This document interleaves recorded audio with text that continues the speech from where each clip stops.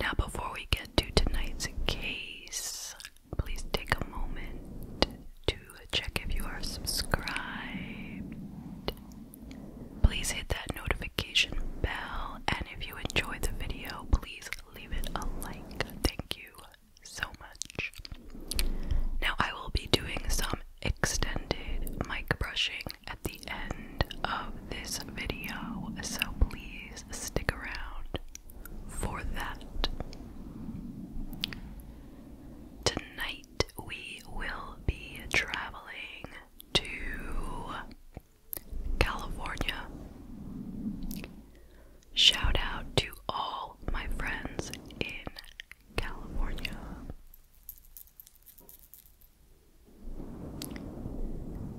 This case occurred in the year 2016, and it is the case of Lisa Marie Naegle. So, let's start with some background on Lisa Marie.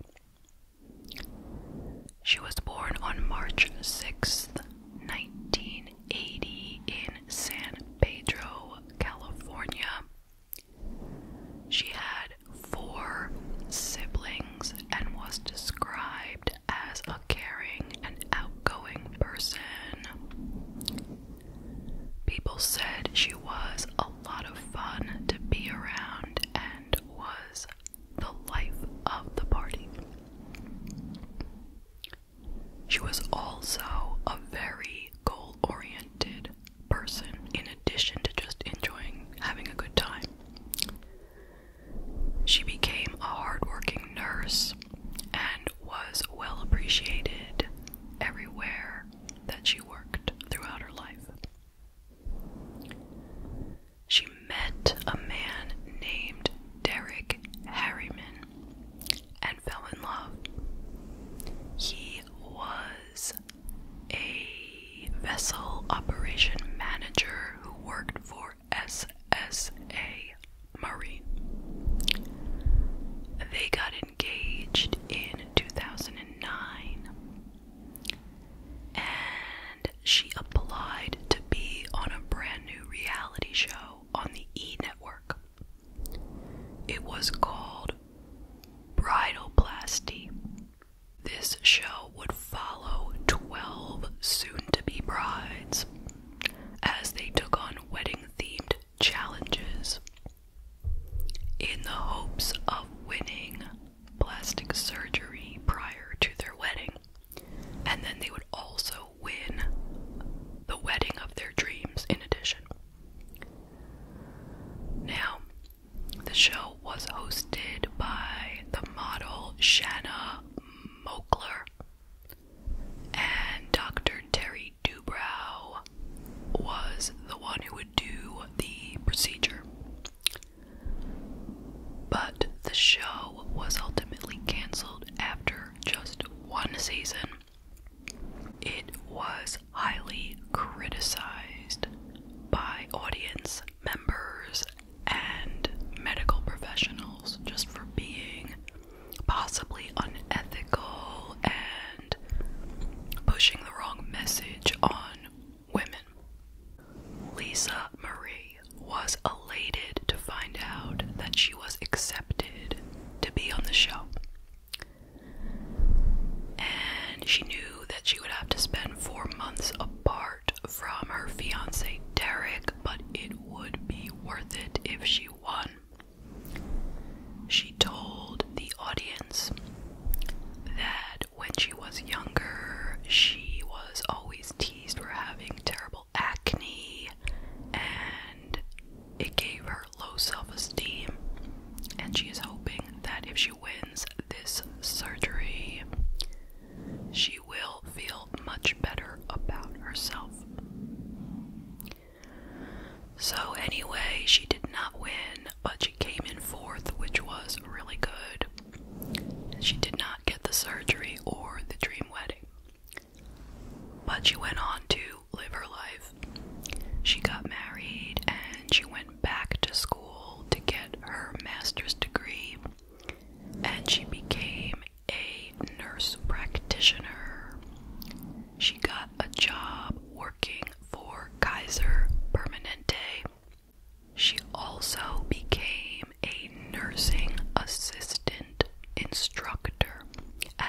West Los Angeles College. By the year 2016, Lisa and her husband Derek wanted to have a baby, but they were having no luck. So they started to visit a fertility clinic, and they were looking into the various options that were available to them. Now let's get to the date of the crime. It was Friday, December 16th, 2016, when Lisa Marie, her husband Derek, and her cousin Carlos went to a holiday party at Kaiser Permanente, where Lisa worked. Derek left to go home at 10:30 p.m., while Lisa, Marie, and her cousin stayed to go to an after party.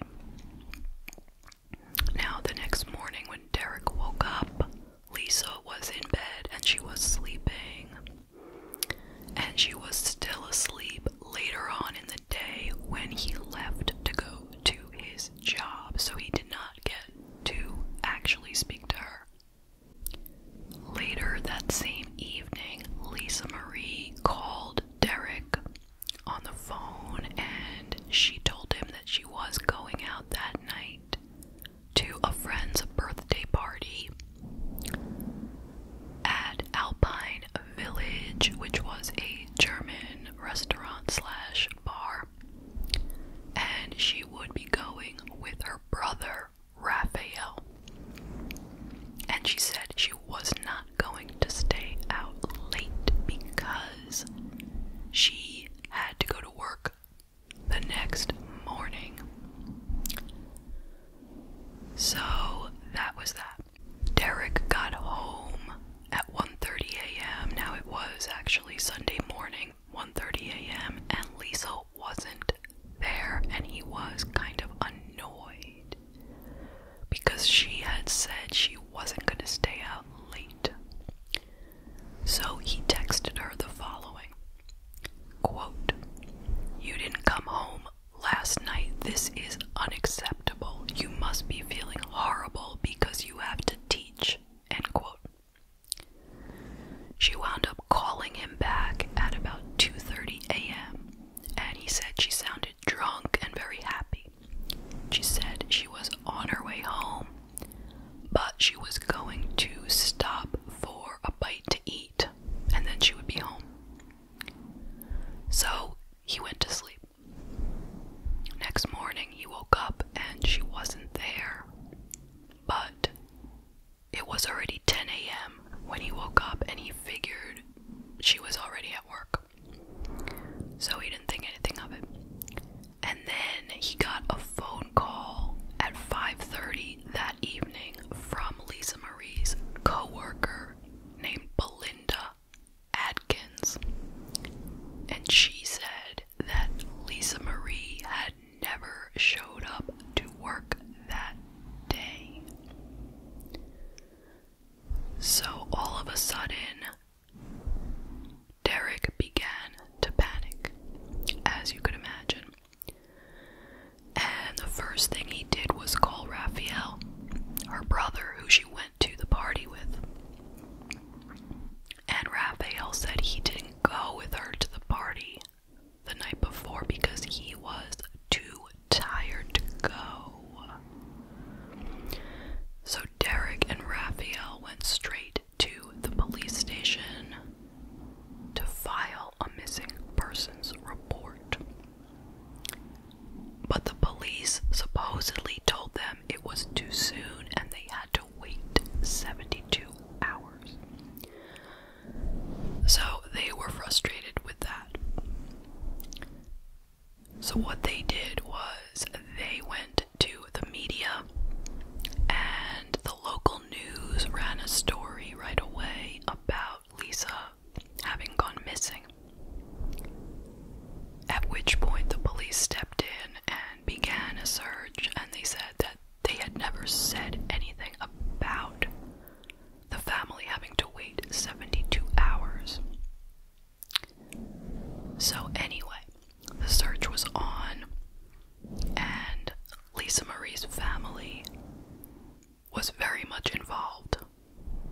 weren't going to sit back and wait for the police to figure this one out.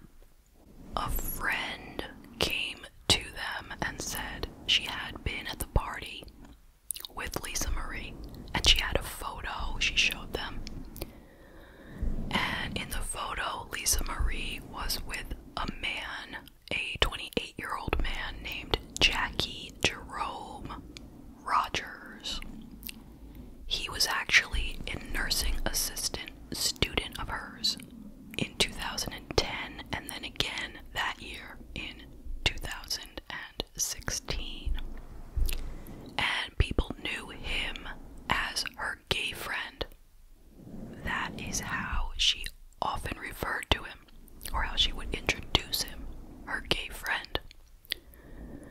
And Derek had met Jackie about 6 months before, when he came home from work at 3:20 a.m.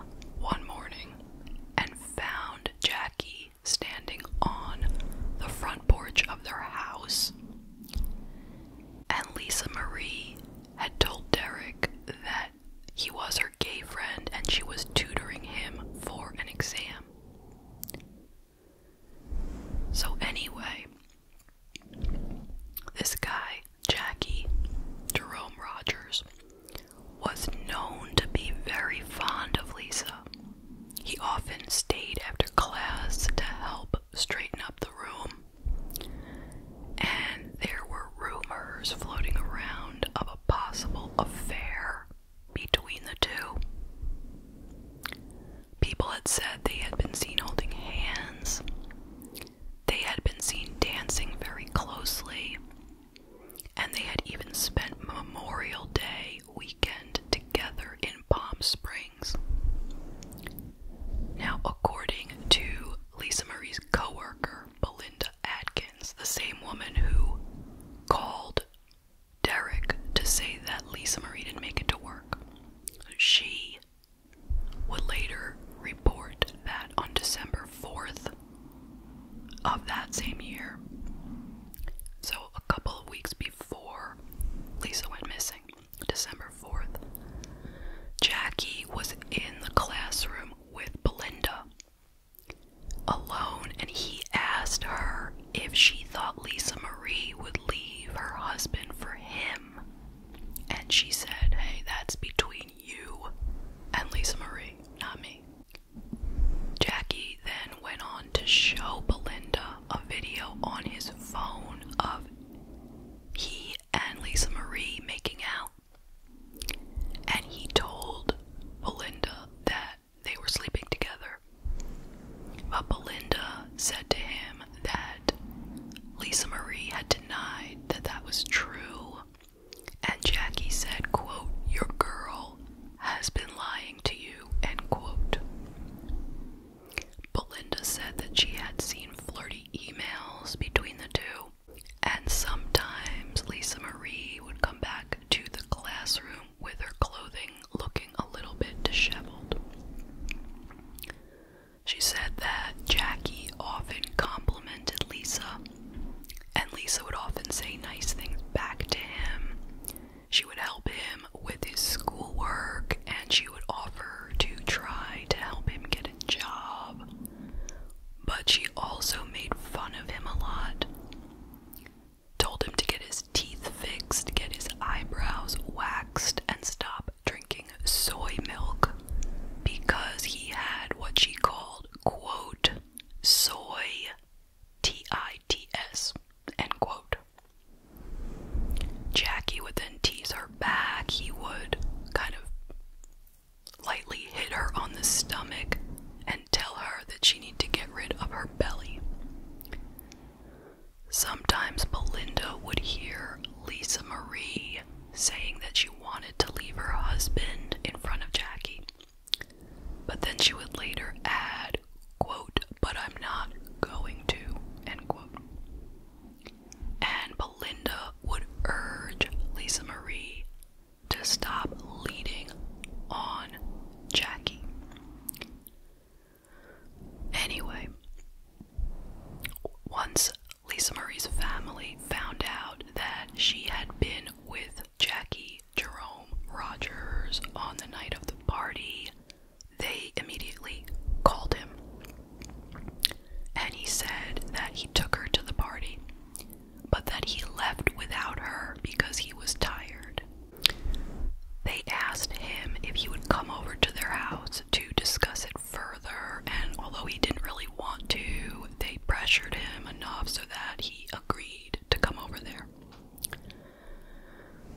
they got there, they examined his hands. They were looking for, any kind of wounds or, injuries to his hands. They didn't find any. And they asked him about his relationship with Lisa Marie. He said they were very close and he liked her a lot. He said he would do anything for her. And he said he was aware that she was married, though. He stuck to his story that he had left the party without her. Meanwhile, while Jackie was at the family house, a friend had gone over to the Alpine Village to take a look at their surveillance video. And they found that Lisa Marie had indeed left the party with Jackie Jerome Rogers. They could also see that she got into his black SUV. So, once they found this out, they confronted Jackie with the information, at which point he said that, okay, yes, I did leave with her, but then I dropped her off at a gas station. And that was it. Additional video surveillance footage was found at a local gas station of the two of them, and then at Jack in the Box restaurant. So the family shared all their findings with the police, and the police came over to the house where Jackie was. They had actually blocked his car in so he couldn't leave. So the police came down there and they searched Jackie's car. They found that it was very clean, but yet it was wet. The floor mats were missing, and there were red stains on the front passenger floorboard, the gearbox, the front passenger seat, and the front passenger headrest and ceiling. They did not take him right down to the police station, but they told him to come in the next day to be interviewed. So, the next day, he went over to the police station, and when he was questioned, he ultimately confessed that they had been having an affair for 6 months. He had fallen in love with her, but she would often belittle him. They had gone to the Alpine Village party where she was flirting with other people, and when they were in the car eating their food from Jack in the Box, she told him that their relationship was over. He was so upset, he started crying. He claims that he snapped at that point. He grabbed a hammer that he happened to have in the car, and he hit her in the head with it 8 times. Then he panicked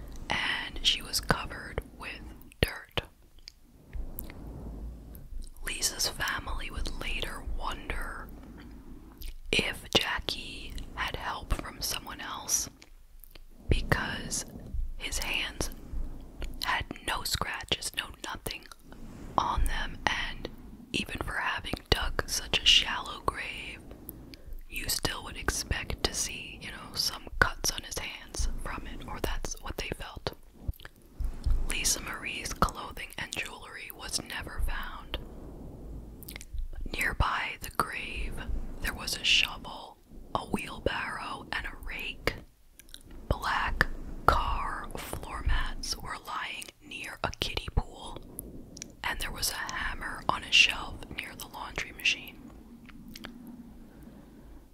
So, as you can imagine, Jackie Jerome Rogers was charged with her murder, and bail was set at $2,020,000.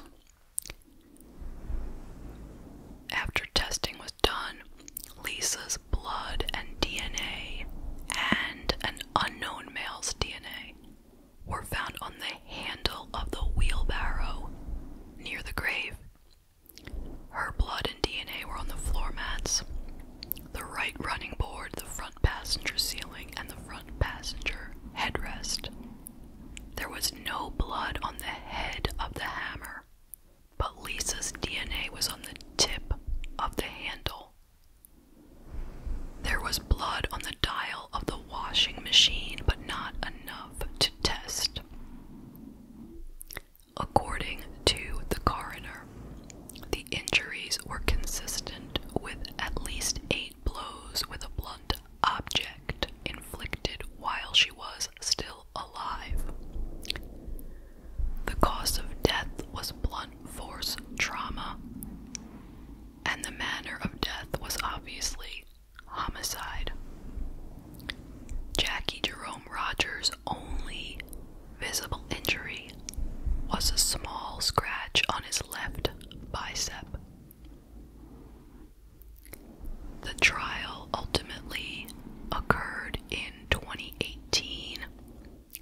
The defense didn't try to deny that Jackie had killed Lisa, but he attempted to show that Jackie snapped in a fit of emotion. The attorney was trying to go for a voluntary manslaughter charge rather than first degree. So voluntary manslaughter suggests that it was an intentional killing committed in a heat of passion that resulted from provocation. Jackie took the stand at his own trial. He said that he was in love with Lisa Marie and thought the feeling was reciprocated. He said that Lisa Marie called him every day to hang out together. They had sex all the time, at her house, at his house, in their cars. They talked about having children and moving in together.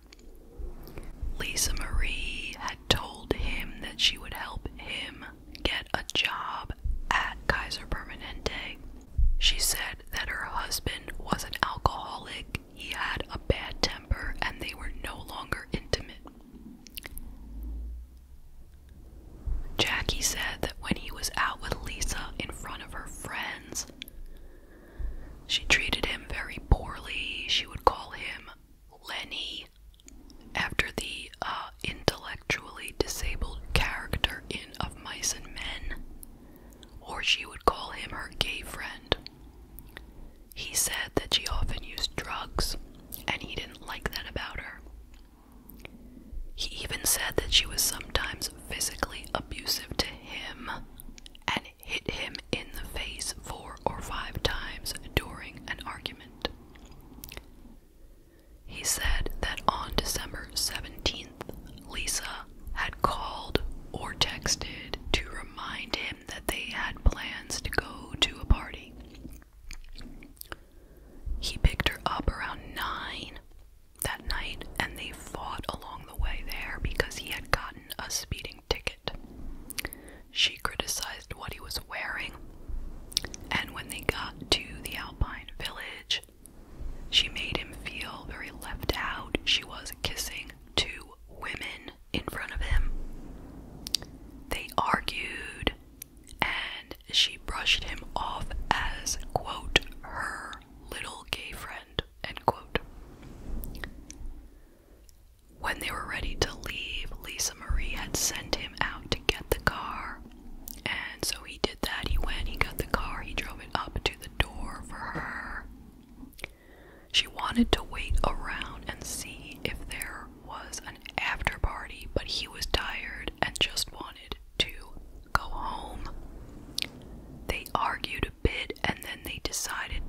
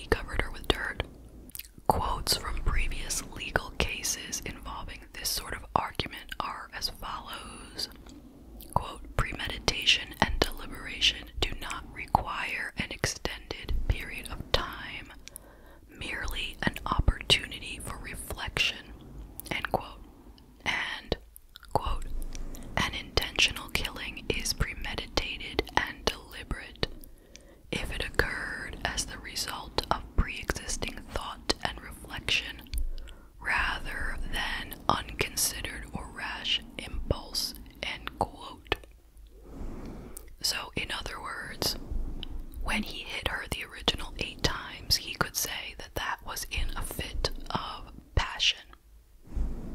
You know, he hadn't thought at all.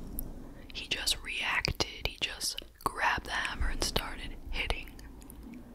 But when he explained that, a while later, after that emotion had passed, and he was rationally doing what he needed to do to cover up the crime, he put her in the grave. He noticed that she was still moving, and he had a moment to think.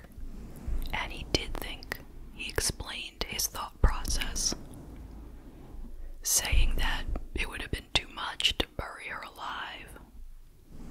So he had to hit her a couple more times to make sure she was dead. So there was the premeditation.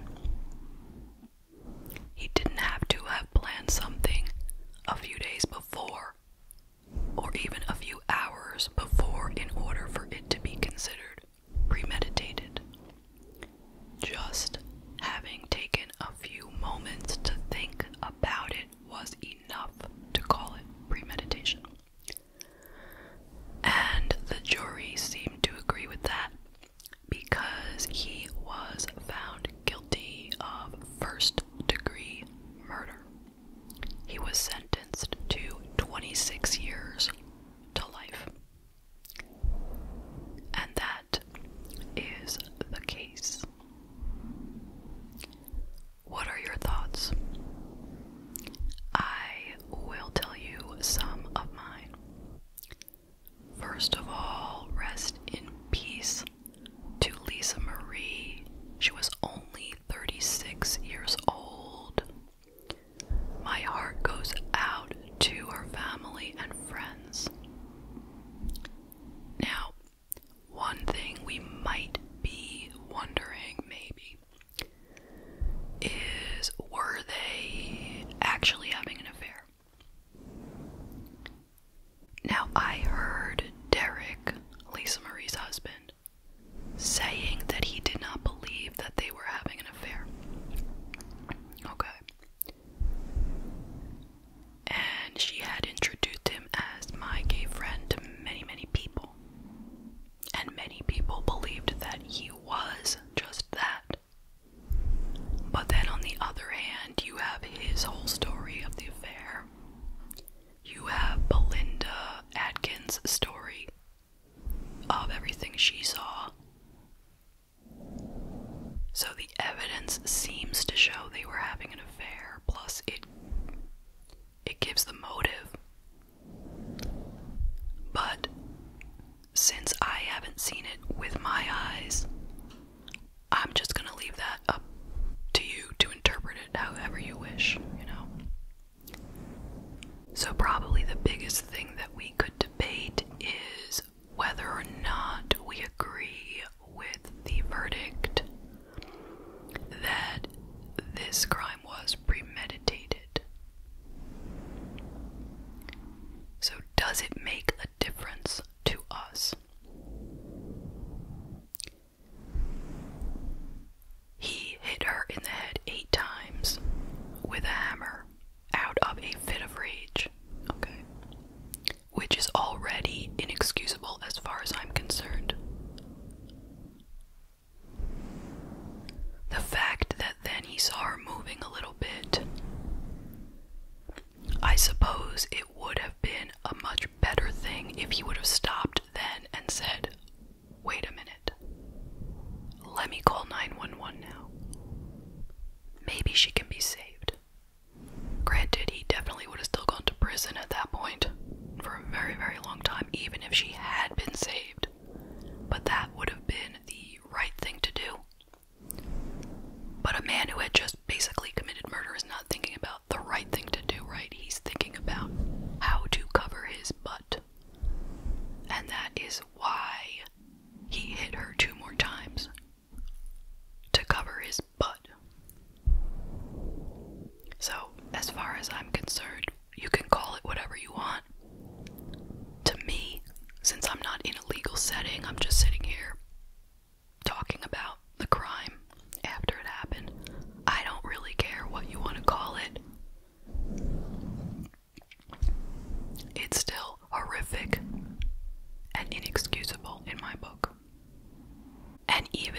wasn't classified